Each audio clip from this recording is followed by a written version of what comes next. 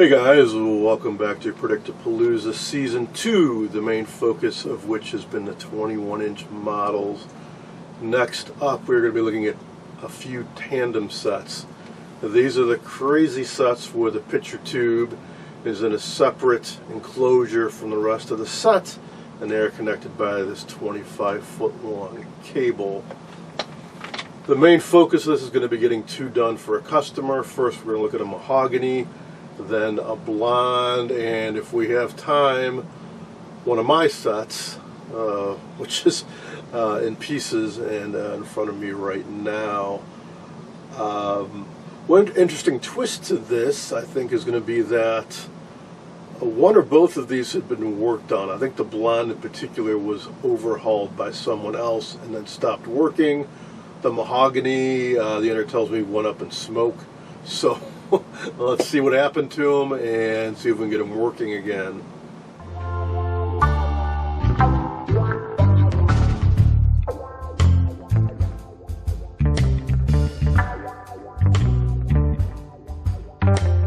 Storing, let's start with this mahogany set. Has a UHF option. Looks like it has, amazingly, the original antenna, which is a bit corroded and hasn't been pulled out in a long time. But hey, this is our first set out of all these that has a completely intact, functional antenna.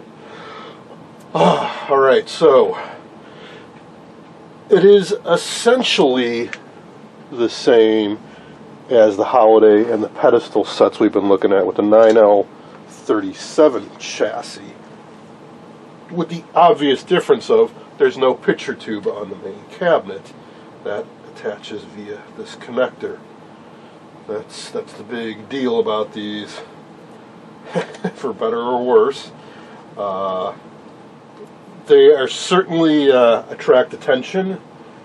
The reality is, from what I've seen, is at least most folks that got them simply put the picture tube right on top of the cabinet and coiled up the 25-foot long cable behind them.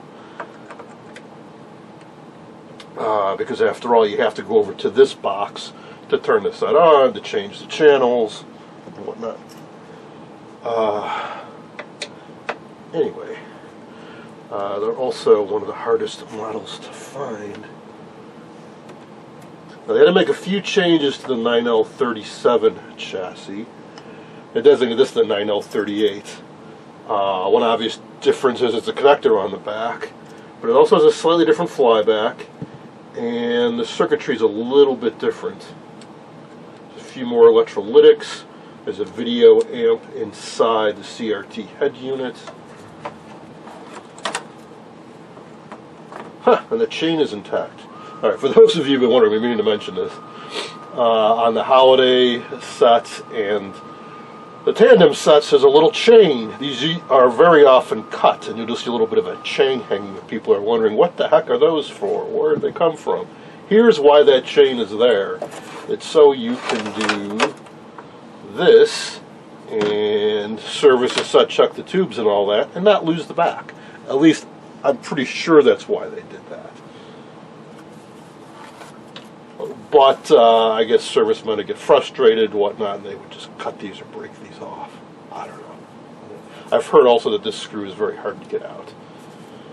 So we are just going to leave this right up there like that. And proceed to take this out. Now there is one other interesting difference I just realized a few weeks ago when I was reviewing the tube lineup, because I bought a bunch of new old stock tubes for these sets, basing it off the Holiday 9BR7, 10DE7, and so on. Then I looked at the Holidays, or the tandem tube lineup, and it's different.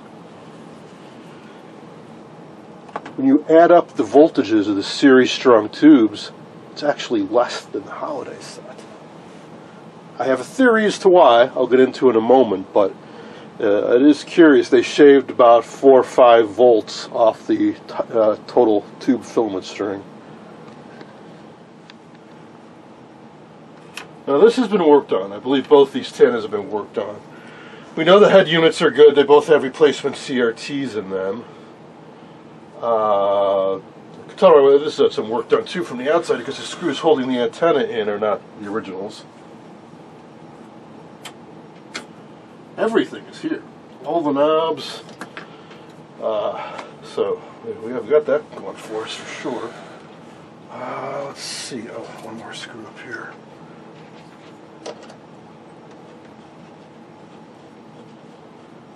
Yeah, it's been a few years since I worked on one of these. There's a lot of subtle differences. Like there being an extra screw up top here. Usually there's just these two. Long screw. But that's it. It's just a fine-tuning knob falling off. A little tricky with this antenna, kind of in the way here. So extend that out of the way. Oh yeah, it's a little more awkward too because we have the UHF option. And this internal antenna is actually connected. So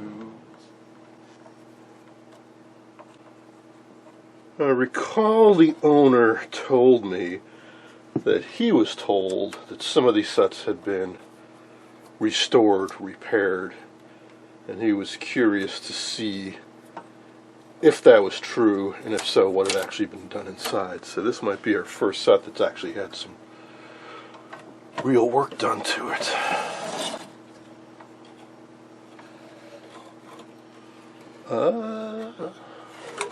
A little. It has had some work done to it. Disconnect the speaker.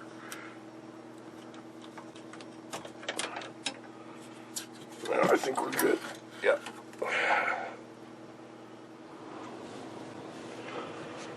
So the obvious difference between a holiday chassis is the addition of this. There's a vertical piece here and a bracket and a CRT socket. I noticed right away some stuff had been done. Well, first off, we have a fusible resistor that is just annihilated, so let's just get rid of that right now. But it has had some capacitors tacked. Oh man, let's get a closer look at that.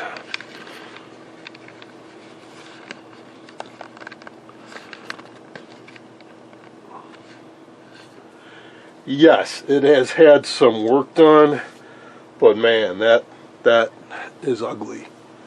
I get it, the board is hard to unmount. But even so, you can do a better job than that of replacing parts from the top. This one looks especially miserable. This is supposed to be a 0.0015 thousand volt cap. They only used a 600 volt cap, 0.003. Oh, geez. They put okay. They put two caps in series. That when you do that, it cuts the capacitance in half and doubles the voltage rating. Okay, fine, but they're not even the same type of capacitor. All these caps are just a real hodgepodge. And that one's a vitamin Q, which are ancient. But these yellow ones aren't that old. Wow, we've even got a ceramic and a paper cap, and a plastic film cap in parallel. Wow, that's some of the ugliest repair work I've ever seen. Oh, let's get in here close for a really good look. This deserves it. Before I flip the chassis over. So there's that ceramic plastic film combo. The vitamin Q. I don't know what the heck that is.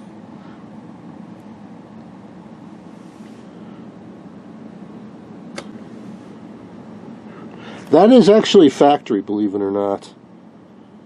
There were subtle variations to some of these networks, and I've seen this before where it seemed like maybe they couldn't source the right part, or this was a production change before the newer revision went into effect. But basically they put an external resistor in parallel with an internal resistor to alter its value slightly. Later on there was actually a new revision of this network that had the new correct value in it.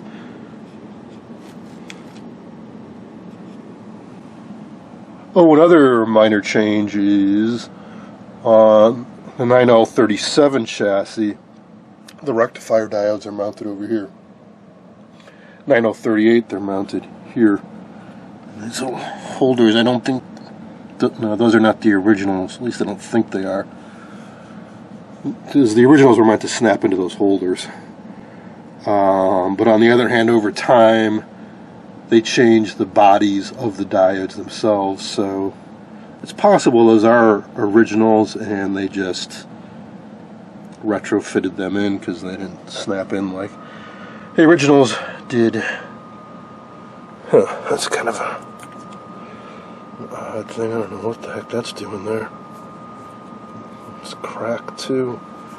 Unless maybe that was around the I thought maybe it was around the fine-tuning knob to reinforce it. Sometimes these crack, but yeah, I don't know. I don't know what that's all about. Alright, now let's take a look underneath. Alright, so what are we looking at? Yeah, jeez. Most of the paper caps have been replaced, but not all. There's one original sitting right there. That is the original electrolytic. Some have been replaced. I'm trying to get some sense of the year. 9107. So 7th week, 1991. That's plausible. It's possible it's been worked on more than once. Because some of those replacement caps are ancient, but some of these parts are relatively new. Like that's a fairly modern looking resistor. But some of these caps are pretty ancient looking too.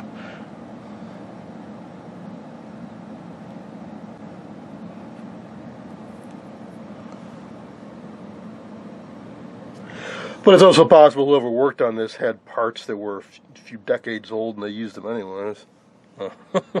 I'll be taking it all out and using all brand new parts across the board. Not a horrible job underneath. It just looks like they just J-hooked the new parts into place. Obviously it's easier to get at the parts on the terminal strip than the board if you don't take the board out. They've replaced the thermistor, but they used a rather odd old looking one. Again, they just J-hooked the leads in.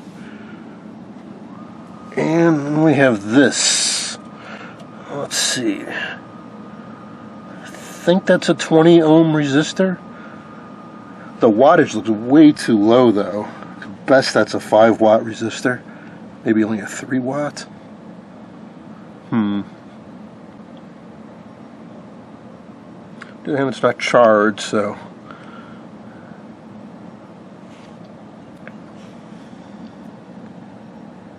I'm also not sure what it's going to. I thought it was across some of these elements, but it's not. It's going from one of those to this tap, which I think just goes to the light bulb. I don't know what's going on there.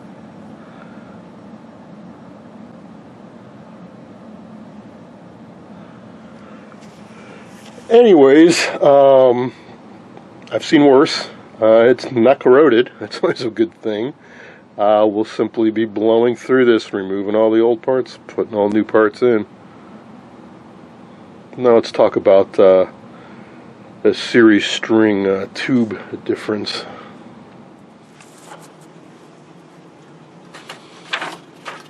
Alright, so what's different about the 9L38? Well, the 9L38 has that 25-foot long cable, the AC interlock. Well, there's one on the back of the set, but there's also one on the back of the CRT housing. So let's draw out how it is different. So we still have 120 volt AC coming in, and we've got an interlock on the back of the set. And then one side of the AC goes to the CRT housing. So we have 25 feet, 25 feet. there's an extra 50 feet of wiring added into this circuit. And then we have, again, our thermistor, our resistive droppers to take up some of the voltage, and then we have our tubes on the main chassis. However, then we need to loop back, and we don't come back to the set, or the other side of the AC plug. We still have to power the picture tube filament, and it's a video amp tube inside of the CRT housing. So we have to go back down that long cable again, and then we have our CRT and a 3CB6 video amp, 25 feet back, and then here. So we've just added another 50 feet. So overall, 100 feet of wiring have been added to the filament string that does not exist in the 9L37. Now, wire is not perfect. It has some resistance. When you're talking about 100 feet of wire, the losses are going to add up. That's going to be a few ohms. We're going to lose a few volts across that. So I noticed in the tube lineup, whereas the 9L37 has a 12CA5, a 12 volt audio output tube, the 9L38 has a 5AQ5, a 5 volt tube for the audio out. But they've also added a 3CB6 3 volt tube video amp inside the CRT housing. So we went from 12 volts to 5 plus 3, 8. We went from 12 to 8, so they've eliminated 4 volts out of the filament string. And I think that is to compensate for 4 volts of loss in this 100 feet of wiring that they've added.